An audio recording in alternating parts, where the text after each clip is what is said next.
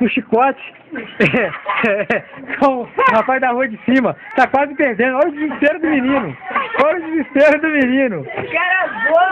Não aprendeu direito. Tá no chicote dele. Não aprendeu direito, mas eu vou resolver essa parada pra ele. Ah. Pera aí. Ah, meu irmão, assim, ó. Vai lá, moleque. Mostra como é que é. Vai entregar o foi, filho. A pipa está entrelaçada naquela bananeira lá em cima que vocês estão vendo. Ele está tentando tirar. Puxa! O bicho tá pegando aí.